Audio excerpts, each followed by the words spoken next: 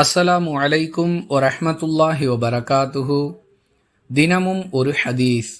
சுபுஹ் தொழுகையிலும் இஷா தொழுகையிலும் உள்ள நன்மையை மக்கள் அறிந்து கொள்வார்களேயானால் தவழ்ந்தாவது அந்த தொழுகைகளுக்குரிய ஜமாஅத்திற்கு வந்து விடுவார்கள் என அல்லாஹுவின் தூதர் ஸல்லல்லாஹு அலைஹி வஸல்லம் அவர்கள் கூறியதாக அபூ ஹுரைரா ரதியல்லாஹு அன்ஹு அவர்கள் அறிவிக்கிறார்கள். நூல் புகாரி, ஹதீஸ் எண் 615. அன்பிற்குரிய அல்லாஹுவின் நல்லடியார்களே, முஸ்லிம்களில் அதிகமானவர்கள் தொழுகையை நிறைவேற்றுவதில்லை.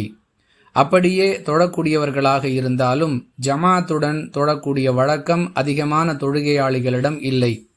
அப்படியே ஜமாத்துடன் தொழக்கூடியவர்களாக இருந்தாலும் அவர்கள் சுபுஹ் மற்றும் இஷா தொழுகையை தங்கள் வீடுகளிலேயே தொழக்கூடிய நிலையை பரவலாக பார்க்கலாம்.